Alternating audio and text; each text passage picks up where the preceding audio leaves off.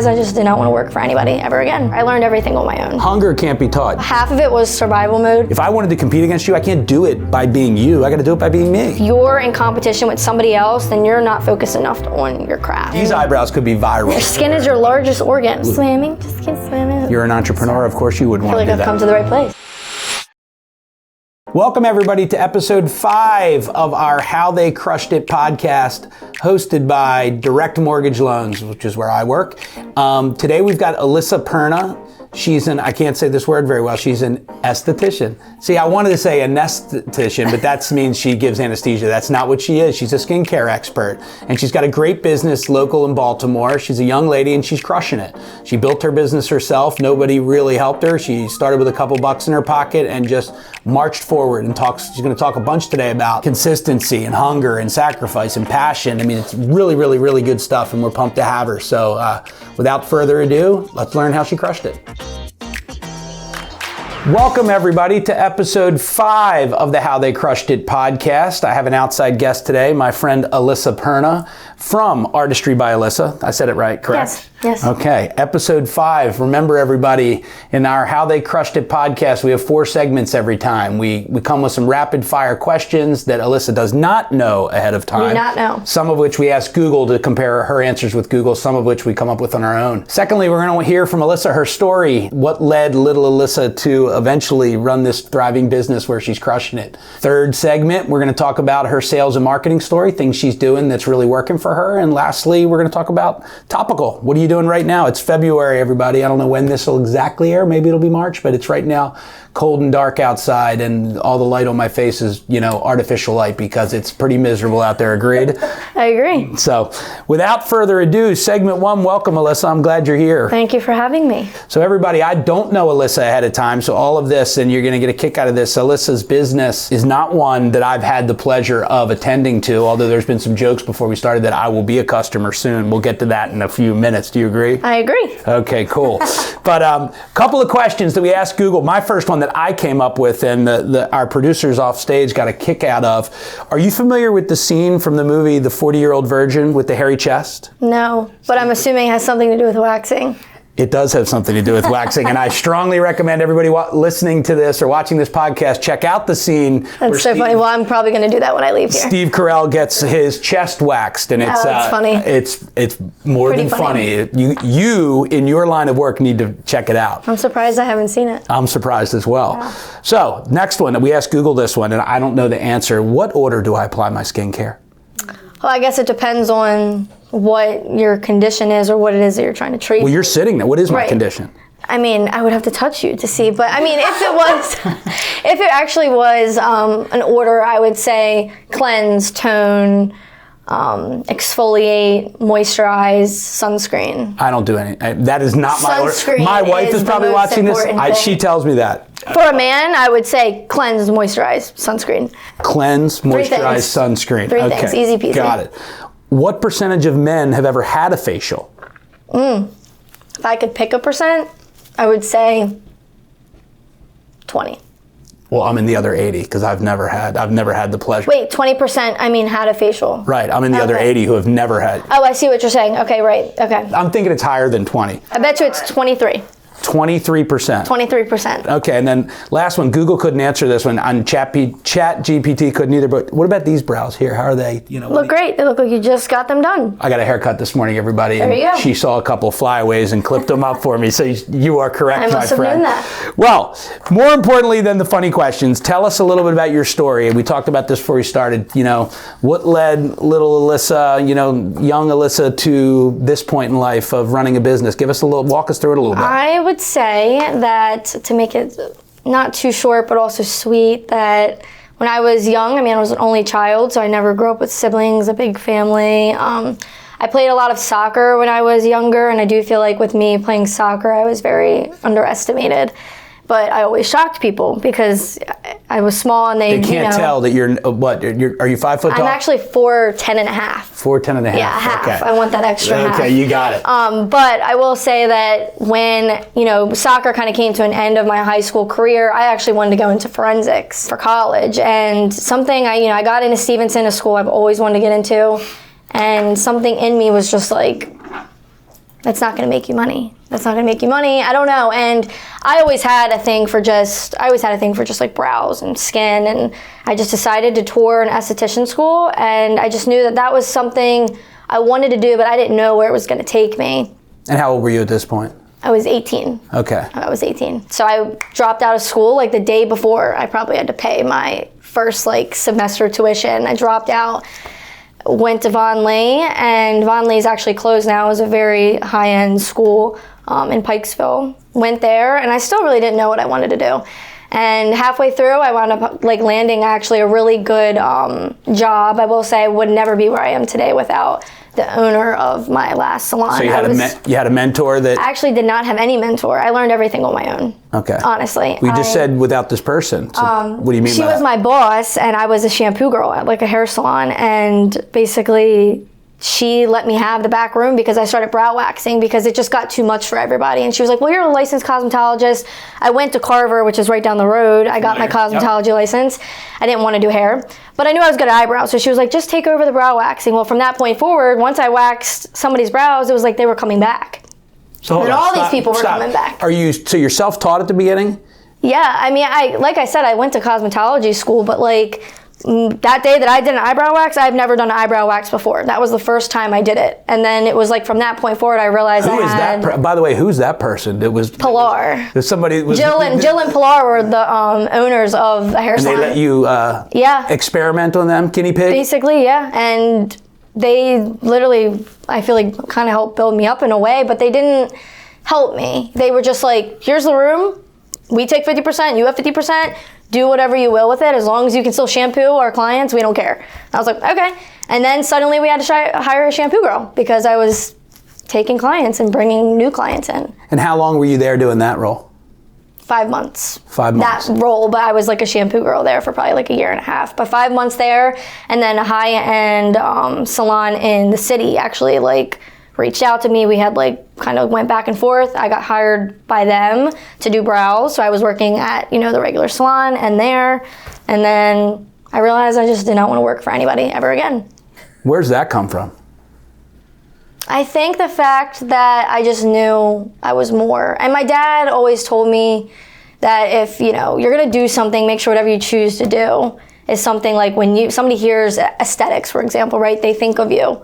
And that always stuck with me. So I was like, well, I need to make sure being at a salon, nobody's thinking of me. You know what I'm saying? I wanted to be something where I could set myself apart and I wasn't being told what to do because I felt like I just had a bigger dream than what I was doing. That's phenomenal. Your dad gave you that advice? Yeah. That's great advice. And it always stuck with me. Thanks, Dad. Yeah, thanks, Dad. No, that's great advice. I want to dive into that a little bit. And you and I haven't talked, by the way, everybody, we haven't talked about any of this stuff prior to, sitting down here. Mm-hmm. So Dad gives you this advice, so that's stuck in your head. Because 5 months, by the way, is not that long of a time. I didn't know. It's not. I feel like I said, I have only been doing this for 4 years on my own. And I have grown tremendously. But 4 years is a lot of time compared to 5 months. It is, but I feel like everything kind of happened in like a 5 month and then a 5 month and then a 5 month. It was like things were just going so quick. And I was also 18. I just moved out of my first apartment. I was on my own. I was going through just some very hard times with things, and my parents divorced, a lot of things, and it was just like things were just going so quick. And I just realized I had such a drive that like you actually like put your mind to it. I mean, it really will turn over well. So the question I've got, this is interesting. So do you think it's because you were still young and naive and didn't know any better that you just kind of just kept charging forward? I think half of it was survival mode. I think the other half was passion, and I think the blend of the two just. That's a great answer. So, honestly, I mean, you can't. I think it hit me that I was like, I'm an adult, and the cards I was dealt, did they suck? Sure. But if I don't flip them and turn them into something greater, then I'm going to constantly be looking through this card like, damn, this sucks, whatever. But Hunger can't be taught. Do you agree with that one? You can't teach somebody to be hungry. And that's why I feel with soccer, that's what it was for me. It was like I didn't care about how I got that ball in the net. I just knew that I wanted to get the ball into the net. And that's how I feel I tackle life. is great. get the ball in the net. Get the ball. I love that. Get the ball in the net. We'll definitely be talking about that one afterwards. But so yeah, I've always said you can't teach hunger. Somebody's either hungry or they're not. So you had hunger, and I love the way you said you blended that a passion for what you were doing is just as important. Yeah. Talk about that. I mean, how does one become passionate? I mean, I'm making a joke here because I've never had my eyebrows waxed ever. Mm-hmm. Can you believe that? No, I can't. I've actually never had them done myself, and I do it. Isn't that crazy? That is I do them really myself. crazy. You do that yourself? Yeah, I only pluck them. Like in the mirror? Don't do that at home, Okay. but yeah. No, but how does one, I mean, you got a passion for this. I never knew what I wanted to do. Like, honestly. I always, like, even when I was in cosmetology school and soccer, I never had that thing. But I'm telling you, the first time I waxed somebody's brows and they looked at themselves and they were like, oh my God, I've never had my brows done like this before. That's what it was. I like the fact that I did something that somebody hasn't done for them before. Or that, and also too, you build relationships with people in the way they trust you. And I feel like just the passion that I realized I was gaining for it, and how I was constantly, like, outside of work, I was still working. And that's when I realized, like, okay, this is like what I want to do. What do you mean by that? You were working outside of work? I was always like reading new books and like buying new tools, and like I'm always staying up to date with like the new things that are coming out and like trying new products, and I don't know.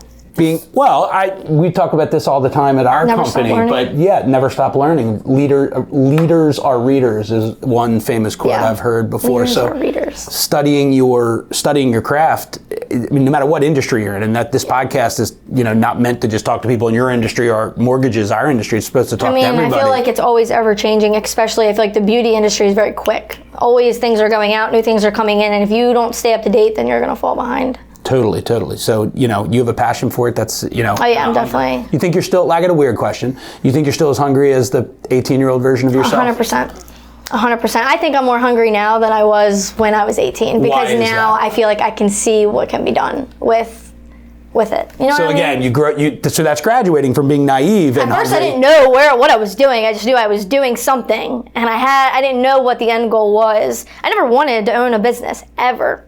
I said I was I was going to Stevenson for business. And you did. So I did not want to own a business. So what? Okay, so let's stay there. So what takes you from working at this salon where they're giving you space, they're giving you an opportunity, you're hungry, you're passionate. What takes you from doing that for a while to this business? What takes you to day one of starting this business? How does that happen? Well, I actually was about to be like one of the higher end estheticians at this point. I was young, I was up with like 20, 30 years old. Look, see these gray hairs? You're young now. Okay, well you don't see mine because my hair's dyed. Actually, I really don't have gray hairs yet, so I'm not going to. I hate that. Cut that clip out, ladies. But either way, I forgot the question. ADHD.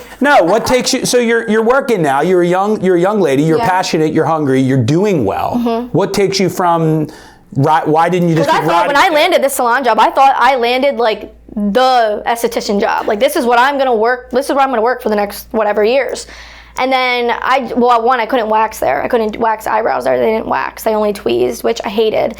But I don't know. I think COVID had happened, and I realized how many people were like, "Hey, are you open? Are you open yet? Are you open yet?" And I'm realizing how many clients I'm having, and for some reason, I was just like, I don't know why I did it, because I was actually very broke at that time in my life. I had like $500 to my name, and I used that $500 to start up my business. And I just went for it. I don't know why. I just had that weird feeling, and I trust my intuition. And I just trusted it. And my boss was like, look, she was like, you're an entrepreneur at heart. It's sad to see you go, but.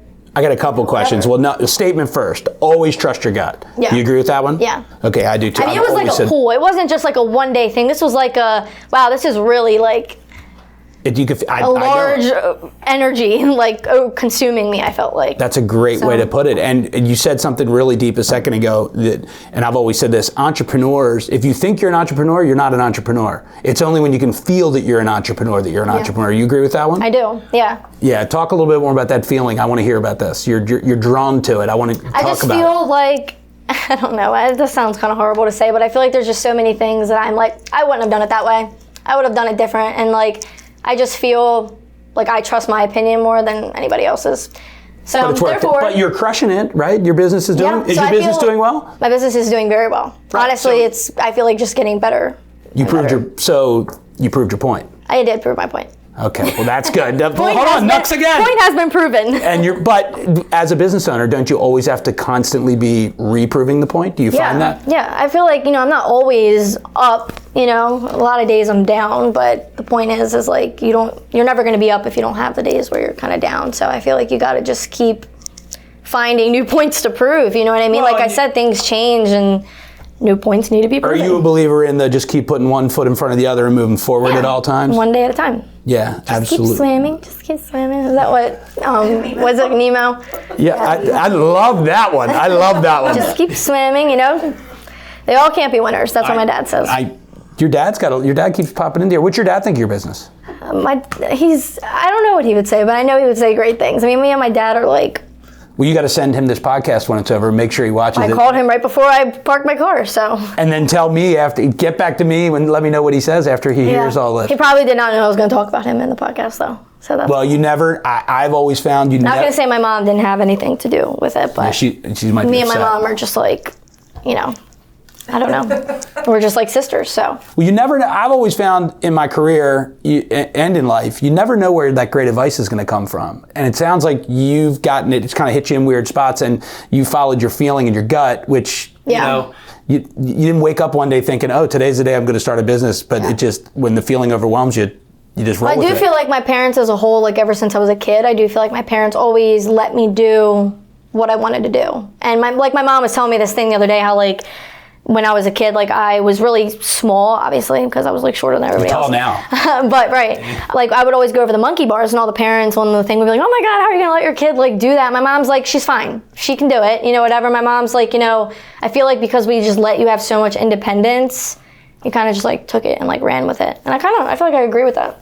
Well, I still feel like you're following a feeling. You're talking about entrepreneurism, and entrepreneurs typically are independent. So you seem to fit the definition. I just like to do it on my own. Well, I love that. Well, let's transition a little bit. So, you've got this business now. Talk to me about your sales story, your marketing story. What did you do?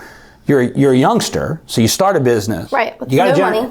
No money, and how $100 I would. Well, I don't want to put words in your mouth. I imagine not a massive client list, right? Small client list. I would say 100 or less. Okay, and how many clients you have now? Over 1,000. Okay, so that's probably over 1,200 now. Then you're perfect. So how do you go from starting a business with no name recognition and you're a kid to 4 years in business? Would it be horrible to say word of mouth? No, there's no horrible answer. We want people watching this. If I'm being honest, I feel majority of my clientele is word of mouth, but I do feel like also a part of it is Instagram. Okay, well, talk to us about it. What did you do on Instagram? What were you doing when you first started? Well, okay, when I started my Instagram, that was actually my portfolio. That was like just where I was uploading pictures of things I was doing in a way to be like, this is what I do, whatever. I didn't realize the platform Instagram had. I mean, also too, Instagram has grown so much. This is 4 or 5 years ago we're talking about. Yeah, so Instagram was different than it is now. Everybody has Instagram now. I'm not saying they didn't 4 or 5 years ago. Even 53-year-old dudes? I mean, don't you have Instagram? Right, you followed me on Instagram. I know you did, Knuckles. Anyway, but I don't know. I just feel like word of mouth and being consistent with posting, and also too, just Stop right there. Consistency. Yeah, consistency is key. Everybody we've talked to in every industry. Even with your skincare. Oh, well done. But marketing, I want you to stay on consistency, because that's something everybody I've ever talked to on the podcast and everybody I've ever talked to in my career talks about. Consistency is it. Other people come and go. Those that stay, So were you posting when you started? I will say, I would post. I post every day. I post every day, whether it's my story or my Instagram. I'm always posting every day. About your business every day. Every day. And I'm working every day. So if I'm not posting, I'm working. Are you time blocking for that? Is that the first thing you do? One of the first things? You just kind of wing it and get it in when you can? I wing it. Okay. Yeah, and I feel like it's more authentic that way. I mean, I could try to plan out what I want to do, but I don't know what I really want to do until I wake up one day. And so you said word of mouth. So you're posting on Instagram, so people are seeing you. Talk to me about the early momentum. I mean, that's what I want to dive deep into that. So you're consistent. You're using Instagram. You've now started a business. You've got word of mouth starting. Yeah. Talk to me about as the ball starts rolling. Like in a way of what? Marketing. Like how does it go from? Basically nothing to this. That's what I'm talking about. I feel like sacrifice. I feel like my first year I sacrificed everything I had for what I have now, but I do feel like it all could have totally hit the fan. But I feel like if you're not willing to sacrifice, then you're probably not as passionate about it as you think. I would have sacrificed everything. But from the day you launched, you were posting every single day. Yeah. And what were you, what were you posting every day? Just my clients, pictures of my clients. And I would post maybe like me doing like my skincare routine, or like this is a new product I got, or... But you're getting engagement, and is engagement growing? And I do feel like people would swipe up. I do feel like, because I'm not like, I could sit in front of a camera, I could sit anywhere. This is just me, you know what I'm saying? So I feel like people can feel that from just being on my Instagram, and I feel like they can look at it and be like, oh, like I trust this girl to, X, Y, and Z. The word is authenticity. So I feel like people, my followers at least, have built a trust with me, that they know that I'm never going to post something to like mislead them. You know what I mean? I'm not here for the money. I'm here because I want this stuff to work too, So I feel like, I don't really know. It just worked out. Well, consistency and authenticity, you say you don't know, but... Sacrifice. Yeah. Consistency, authenticity, sacrifice. I'm going to keep writing. These are like good. This is good. Yeah, you're being good. I'm going to watch this video back for motivation later. She's going to watch her own video. But no, I didn't know any of this about you. I'm enjoying the heck out of this. Consistency is something we talk about with our sales team at Direct Mortgage Loans all the time. If you're going to do it, stay with it. Authenticity and having your own voice is crucial to anybody. I can't be like, if I wanted to compete against you, I can't do it by being you. I got to do it by being me. Well, I feel like that's where, in my industry specifically, the beauty industry is a very competitive industry to be in, but I think that's where everyone falls short, is everybody wants to compete. And I think what people don't fail to realize is there's enough people to go around, and there's no competing. There's no competing that needs to happen, because I feel like, how would I word this? I feel like there's enough people to go around, and if you're in competition with somebody else, then you're not focused enough on your craft. You're focused on the wrong thing. Well, focusing on your competition instead of focusing on yourself is that's just like a no-no. It's okay to like have people that inspire you or like admire other people's work, but it's another way to be in competition with people. That's just not good energy, and that's not a good way to approach your job or, life at all, with multiple situations. You know what I'm saying? There's no competition, because you're going to be you until you So she's a philosopher too, everybody. So if you go there to get your brows done, I could be a therapist, I guess, right? I am most of the day. Hold on, here's a question. Back to our funny questions. Yeah. Isn't everybody in the beauty industry a therapist to some degree? Yeah. All hairstylists. I think it's. But also too, everybody that's in the beauty industry, we definitely do be like throwing our problems on our clients too. We're like, oh girl, same, like, I think my wife's haircut only takes 20 minutes, but she sits there for 2 hours. If she's it probably does only take 20 minutes, but like all the in-betweens and like the, oh my God, like let me show you what I just got from Amazon. So you're agreeing with me? Kind of. I don't want your wife to be mad. Okay, partially. Anyway, so keep going. Sales and marketing though, word of mouth. Are you over the years? Are you asking clients, hey, put word out about me? Are you asking people to post about you? Are you doing that now? No. I give business cards, but they're loyalty cards. So when you post on Instagram and you're I've never paid for ads. That's wonderful. Built your business. No ads. All elbow grease. I don't want any random person seeing me pop up as an ad. I feel like it's kind of low. But you're not asking people to post about you. You're your loyal clients. You're not asking for any of that. They just do it. Good for you. Are you tagging them? Yeah.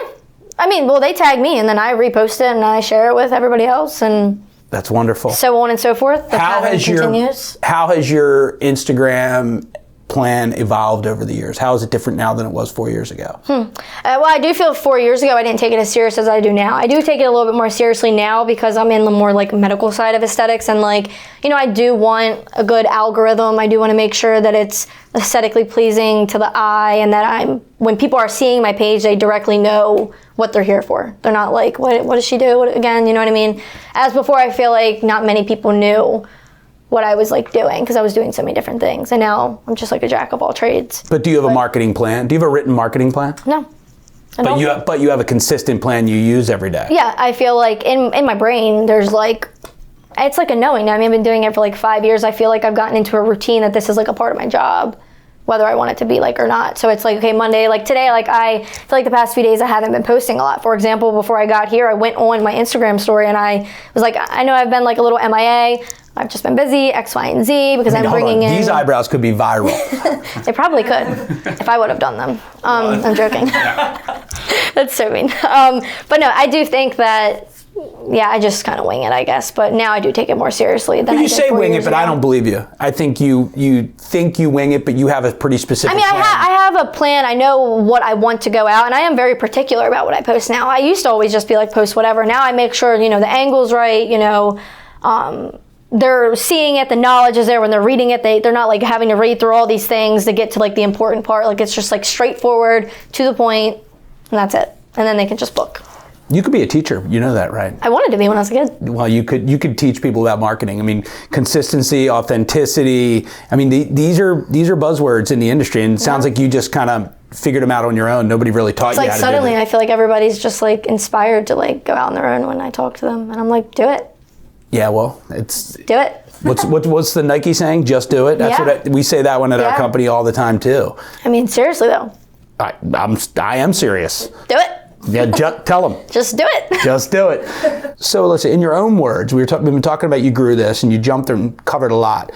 But in 2 sentences or 3 sentences, how did you get from 100 people on your client list when you started to 1,200, which is what you got now? If you had to give me a simple answer. Well, I will say one thing is I wasn't picky about my schedule. If a client wanted to book, I squeezed them in. I wasn't like, oh, I don't have time, I don't have this. I made sure I got every client in. I didn't care if I was tired. I didn't care if I had somewhere to be. I honestly just put my life a little bit on hold for a while and made sure I got my clients booked and but you're daily worked posting every day, and I daily posted, and like it's just something. I mean, you guys have to work for it. You can't just like. Gotcha. It's not gonna just fall into your hands one day. You can't, you know what I mean? You could have the most aesthetically pleasing Instagram, but if you're not putting out good work and you're not being when you're squeezing people in and you're like allowing these things, when you're like, oh, this is my policy and this is strict, but like you have to kind of like you're hungry. You have like I was hungry in the beginning, so I made sure that I fit them in. If I didn't have a 3 o'clock, I'm like, okay, well I'll get you at 3:15. Like make it work. You got to make it work. So it goes from 100 to 101 to 102 to 103. This didn't go from 100 to 12. And on, yeah. Well, 1,200 is a big number. It's impressive. Yeah, I only know that because my POS system like updates me as people book appointments, and it keeps track of them. You wouldn't even have known what POS meant 5 years ago, did you? No. Of course you didn't. Good for you. But yes, I do. I know you do. So let's, right now it's mid-February. Like we said at the beginning, it's dark out, it's cold out.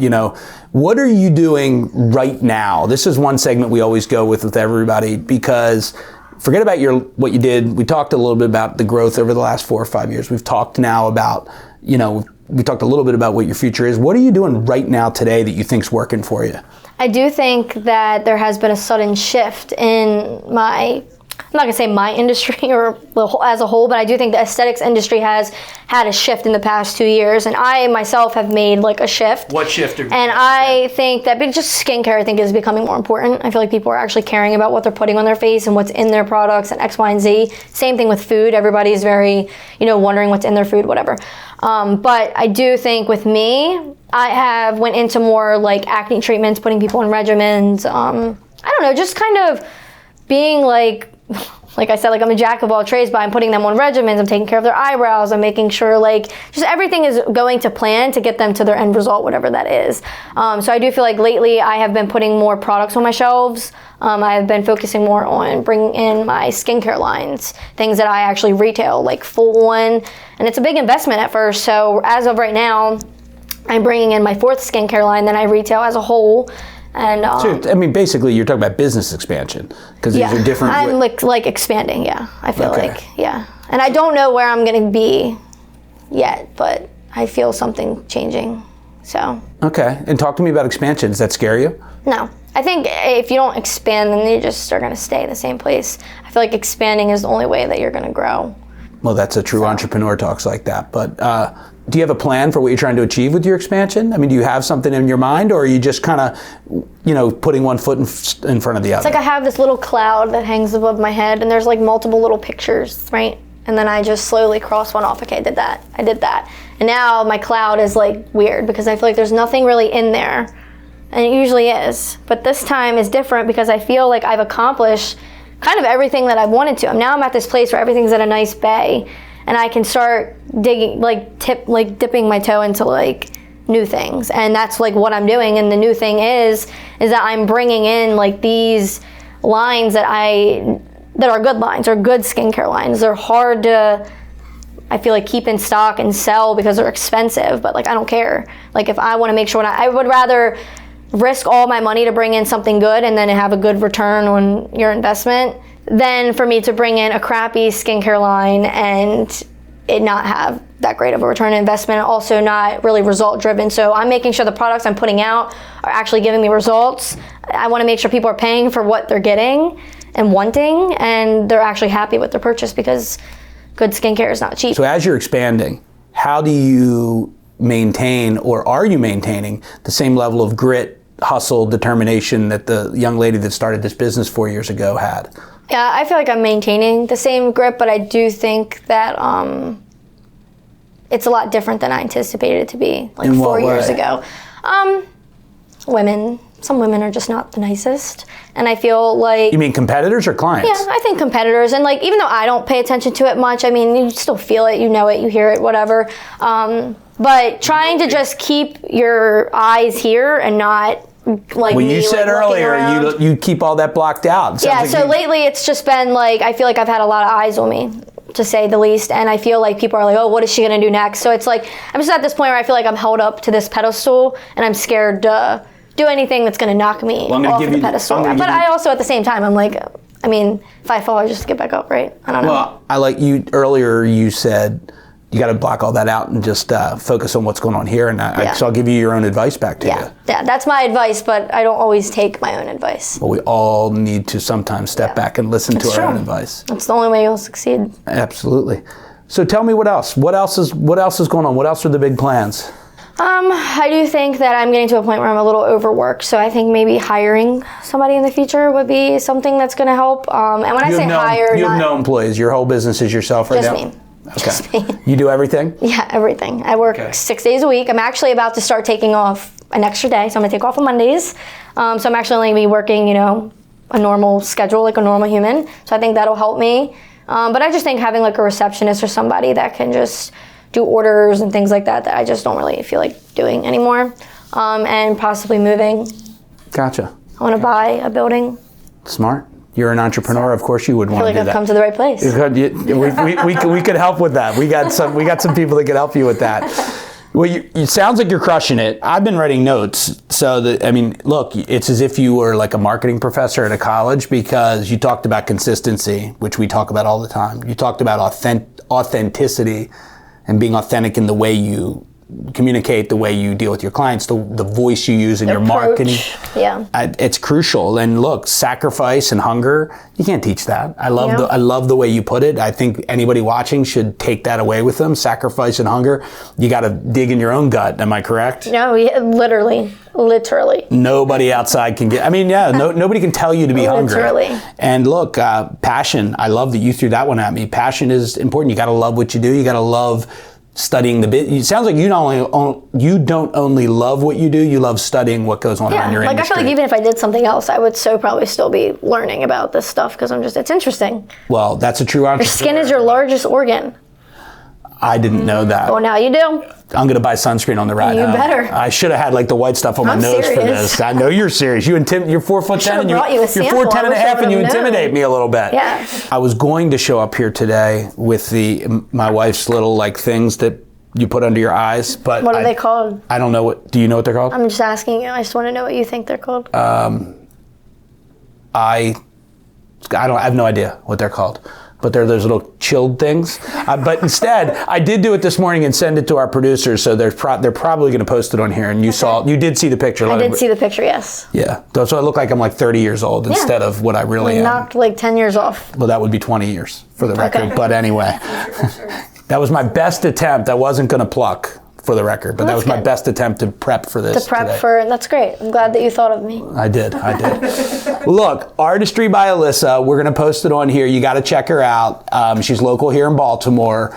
She's got a great story. She is crushing it. It sounds like she's somebody who will continue to crush it, and I got full faith in you, and I'm so pumped you came in today. Thank you. Yeah, remember me when I'm famous. I'm just kidding.